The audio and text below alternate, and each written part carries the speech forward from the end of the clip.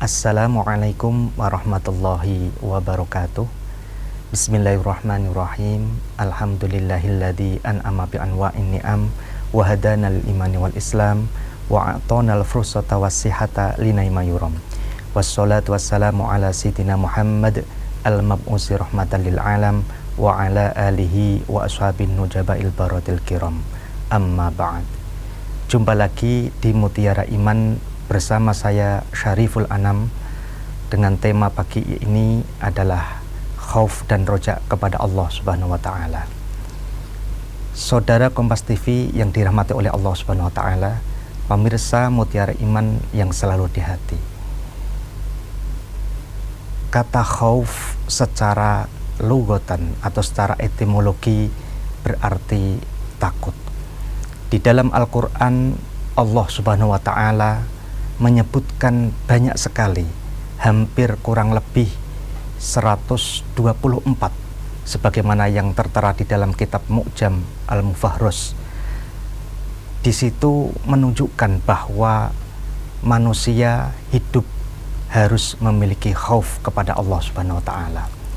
Sedangkan khauf secara istilahi, saya mengutip satu pendapat Imam Al-Ghazali di dalam kitab Ihya Ulumuddin yang mengatakan bahwa khauf adalah kesedihan hati terhadap sesuatu yang akan menimpa di masa mendatang. Oleh karena itu, patut kiranya sebagai manusia punya rasa khawatir, ketakutan terhadap masa mendatang. Tetapi kekhawatiran itu tentu bermuara pada kekhawatiran ma ba'dal maut, yaitu sesuatu setelah meninggal. Oleh karena itu, apa sih kemudian yang kita khawatirkan? Yang pertama adalah fautul mahbub, yaitu khawatir karena hilangnya sesuatu yang kita cintai. Tentu saja hidup kita punya harapan, punya impian. Maka sebuah ironi ketika impian di masa mendatang itu kita kehilangan. Yang kedua yaitu wuku'ul fil makruh, yaitu terjadinya sesuatu yang kita benci. Tentu saja manusia hidup punya harapan ingin bahagia sejahtera di masa mendatang, yaitu berupa nikmatu jannatun na'im, mendapat kenikmatan surga yang penuh kenikmatan. Tetapi itu juga penuh misteri, apakah nanti kita memperoleh atau tidak.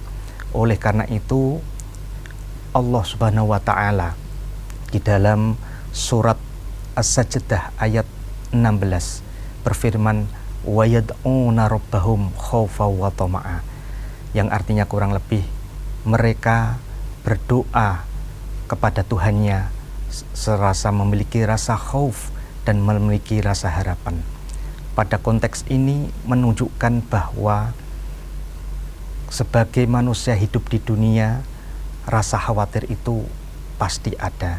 Tetapi ingat, kekhawatiran itu jangan kemudian menjadi sebuah kelemahan buat kita, tetapi ini menjadi cambuk untuk mengontrol diri selalu di dalam garis sebagaimana yang digariskan oleh Allah Subhanahu wa taala melalui syariatnya dan melalui sunnah-sunnah Rasulullah Shallallahu alaihi wasallam. Saudara Kompas TV yang dirahmati oleh Allah, pemirsa Mutiara Iman yang selalu di hati.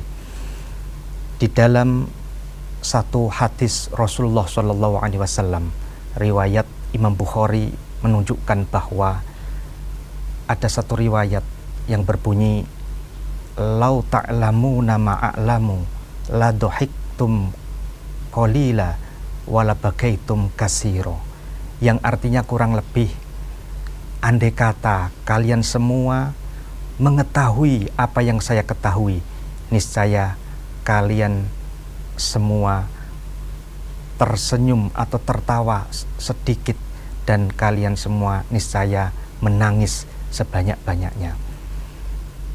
Dari hadis ini menunjukkan bahwa apa yang diketahui Rasulullah Shallallahu Alaihi Wasallam fil mustaqbal, yaitu nanti di masa mendatang, yaitu di kehidupan setelah mati, itu sangat mengerikan. Oleh karena itu, di dalam beberapa syarah hadis menunjukkan kekhawatiran itu terjadi. Yang pertama, indan naza, yaitu ketika manusia mengalami sakaratul maut. Disitulah ujian yang pertama kali akan dirasakan. Kemudian yang kedua,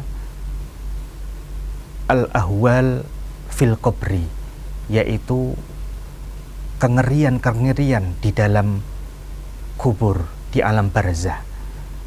Yang ketiga, al-ahwal fi yaumil qiyamah, yaitu kengerian yang ada di hari kiamat. Oleh karena itu, sebagai manusia yang masih diberi kesempatan hidup di dunia dengan kondisi sehat walafiat, kehidupan cukup, badan sehat, keluarga aman, sentosa, sejahtera, maka patut kiranya kita memiliki rasa khauf, rasa khawatir, yang rasa khawatir itu dapat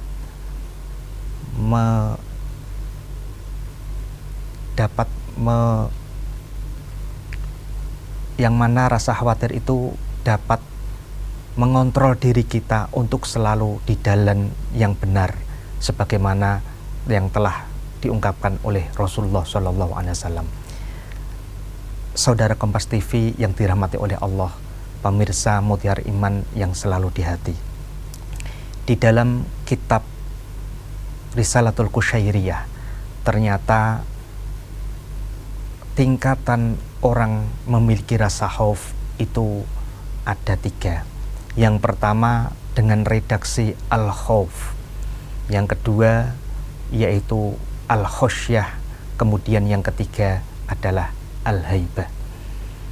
Yang pertama al-khauf, yaitu rasa khawatir. Di sini menunjukkan al-khauf min syartil iman. Rasa khawatir itu merupakan syarat dari sebuah keimanan seseorang. Sebagaimana dalam satu firman Allah, in wa khafuni in kuntum mu'minin, dan takutlah kalian semua jika kalian memiliki rasa iman kepada Allah Subhanahu wa taala. Ini menunjukkan bahwa bagi orang muslim, orang mukmin yang mengaku dirinya iman kepada Allah Subhanahu wa taala, sudah sepatutnya dan sudah seharusnya dia memiliki rasa khawatir, sebagaimana kekhawatiran itu akan menimpa di masa yang akan mendatang. Kemudian yang kedua ada rasa khosyah. Di situ ada satu ayat yang menunjukkan innama yakhsyallaha min ibadil ulama. Sesungguhnya orang-orang yang takut kepada Allah adalah hamba-hamba orang yang berilmu. Jangan kemana-mana, tetap bersama saya setelah jeda berikut ini.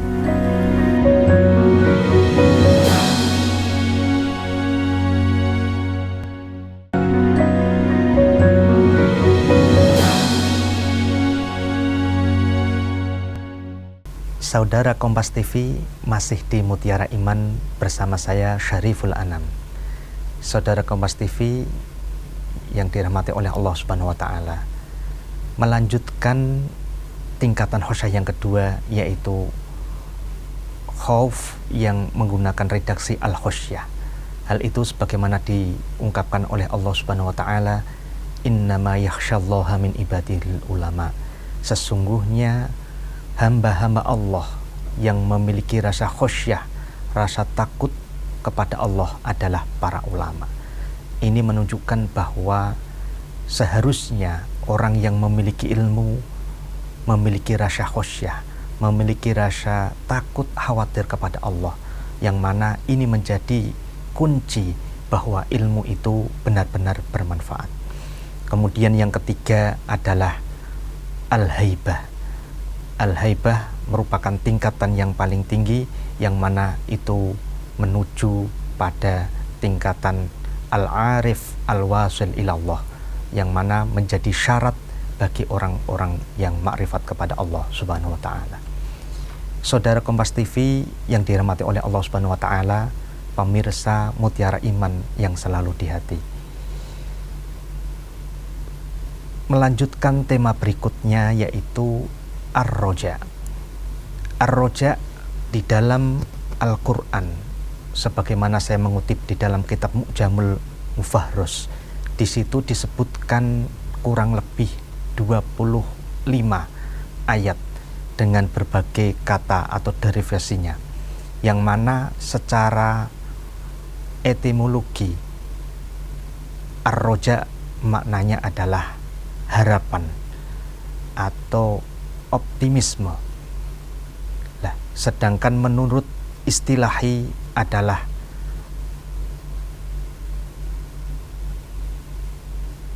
rasa nyaman yang ada di dalam hati karena menanti sesuatu yang akan datang.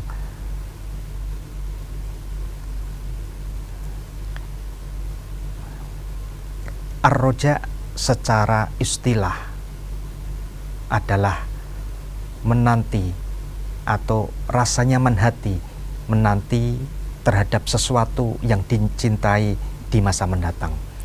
Ini hampir sama dengan konsep al-khauf, di mana ar-roja dan khauf ada kaitannya, yaitu sama-sama berhubungan dengan di masa mendatang. Ar-roja merupakan simbol bahwa manusia harus memiliki optimisme, harus memiliki semangat hidup untuk menyongsong di masa mendatang, terlebih-lebih menyongsong hidup setelah mati. Maka ada beberapa pendapat yang mengatakan bahwa roja adalah min alamatir roja husnut to'ah, di antara tanda-tanda orang yang memiliki roja adalah ketaatan yang baik. Artinya setiap saat, setiap waktu, dimanapun dia berada, selalu melakukan ketaatan kepada Allah Subhanahu wa ta'ala. Hal itu tentu saja tidak hanya sekedar optimisme, tidak hanya sekedar harapan, tetapi harus butuh aksi nyata untuk mewujudkan apa yang diinginkan di masa mendatang atau sesuatu yang dicintai di masa mendatang. Karena kalau hanya sekedar optimisme, keinginan, cita-cita, tetapi tanpa diikuti dengan aksi yang nyata, maka itu namanya at-tamanni atau angan-angan atau hayalan belaka. Maka di dalam konsep ar-roja ini tentu saja berbeda. Makanya di dalam kitab Ihya Ulumuddin disebutkan ar-roja ba'da ta'akkudil asbab. Roja itu setelah kuatnya beberapa sebab. Ya, sebab di sini adalah bentuk usaha untuk mewujudkan apa yang menjadi impian yang dicita-citakan untuk di masa mendatang. Oleh karena itu Allah Subhanahu wa ta'ala berfirman di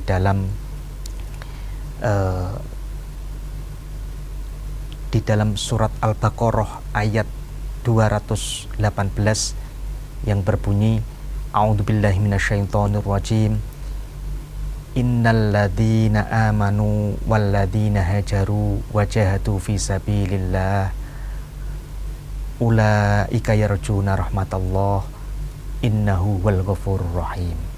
Yang artinya kurang lebih, wahai sesungguhnya orang-orang yang beriman dan orang-orang yang berhijrah serta orang-orang yang berjihad atau berjuang di jalan Allah, sesungguhnya mereka semua adalah orang-orang yang berharap rahmat Allah Subhanahu wa ta'ala. Saudara Kompas TV yang dirahmati oleh Allah Subhanahu wa ta'ala, pemirsa Mutiara Iman yang selalu di hati, dari ayat ini menunjukkan bahwa yang pertama, merujuk syarat roja adalah sababnya harus ada terlebih dahulu. Maka di sini Allah memberi contoh bahwa beriman kepada Allah, kemudian melakukan hijrah. Hijrah ini dapat diartikan kalau mungkin masa-masa pada masa Rasulullah SAW adalah perpindahan dari Makkah menuju Madinah, yang mana itu dilakukan dengan penuh pengorbanan, yaitu meninggalkan harta benda mereka, meninggalkan orang-orang yang tercinta, tetapi semua itu dilakukan hanya karena Allah Subhanahu wa Ta'ala.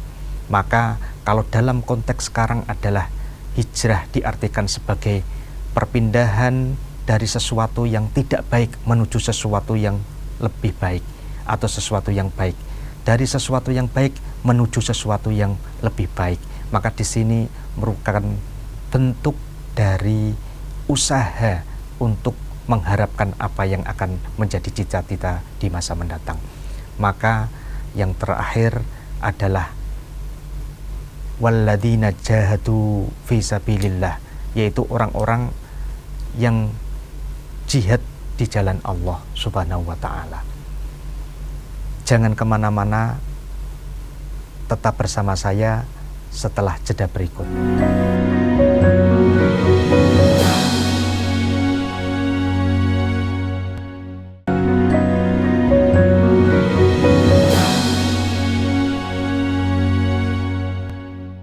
Saudara Kompas TV yang dirahmati oleh Allah Subhanahu wa Ta'ala, masih di Mutiara Iman bersama saya Syariful Anam, melanjutkan pada poin yang ketiga, yaitu wajahidu fisabilillah.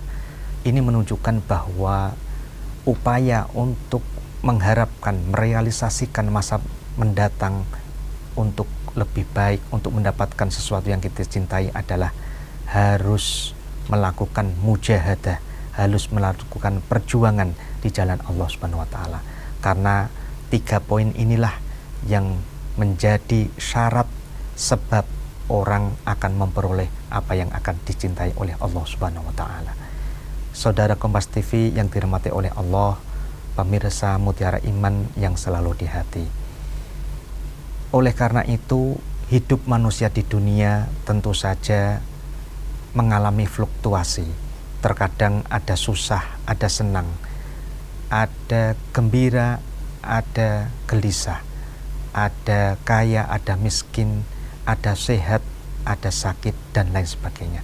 Untuk itu, bagaimana cara mengupayakan rasa khauf dan roja ini seimbang, sehingga bagaikan burung yang terbang, sehingga bisa terbang menuju tujuan yang dicapai.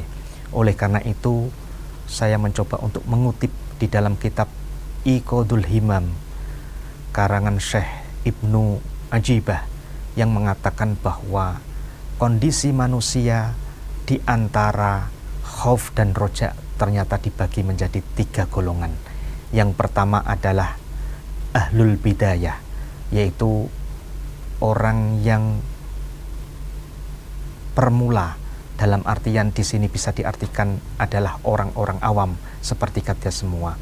Maka mana yang lebih baik bagi kita untuk memiliki sifat antara khauf dan roja? Di dalam kitab tersebut disebutkan bahwa li ahlil bidayah falahu taglibul khauf. Bagi pemula atau orang awam, di situ yang lebih baik adalah mendahulukan sifat khauf daripada sifat roja, yaitu dengan alasan lijiddi lil amal, yaitu supaya amalnya bersungguh-sungguh kepada Allah. Ketika dia memiliki rasa khauf, maka daya perasaan, daya juang atau daya untuk merealisasikan apa yang diinginkan di masa mendatang, dan supaya tidak terjebak pada sesuatu yang dikhawatirkan, maka dia harus berusaha semaksimal mungkin secara bersungguh-sungguh. Kemudian poin yang kedua adalah li ahlil wasti, bagi orang yang khos atau orang yang moderat, yaitu kurang lebih diperuntukkan oleh orang-orang yang memiliki ilmu. Di situ dianjurkan antara memilih khauf atau roja, yaitu taglibu bainahuma, yaitu memposisikan diri di antara rasa khauf dan roja. Terkadang ketika kita sedang diberi kesehatan, diberi sesuatu yang harapan itu dipenuhi oleh Allah Subhanahu wa taala, maka patut kiranya kita merasa khauf kepada Allah Subhanahu wa taala. Jangan-jangan ini merupakan istidraj atau penglulu dari Allah Subhanahu wa taala, maka kita patut memiliki rasa khauf dari situ. Atau ketika kita di dalam posisi sedang sakit, sedang diberi ujian musibah kepada Allah, jangan kemudian lantas kita menyerah, lantas kita putus asa, tetapi optimislah bahwa semua yang menimpa kepada diri kita itu tidak lain dan tidak bukan adalah bagian dari ujian untuk meningkatkan derajat kita atau menghapus dosa-dosa kita. Maka yang patut kita sandang adalah sikap atau sifat ar-roja. Kemudian yang ketiga adalah ahlun nihayah, yaitu orang-orang yang sampai sudah pada puncaknya makrifat atau mengenal kepada Allah Subhanahu wa taala. Maka hal yang baik bagi dirinya adalah memiliki sifat roja lebih dalam, karena dengan begitu ketika dia sudah mengenal Allah, kemudian dia melakukan nasrul ilmi atau memberikan vibrasi positif kepada umat manusia, kepada sosial masyarakat dengan penuh optimisme untuk menyongsong masa mendatang yang lebih cerah, yang lebih optimis, supaya nantinya di akhirat mendapat kebahagiaan sebagaimana yang dicita-citakan di dalam dunia ini. Saudara Kompas TV yang dirahmati oleh Allah Subhanahu wa taala, pemirsa Mutiara Iman yang selalu di hati. Oleh karena itu, maka patut kiranya kita harus bisa memposisikan diri dengan selalu muhasabah atau menimbang-nimbang diri kita. Sebetulnya saya ini dalam kondisi bagaimana?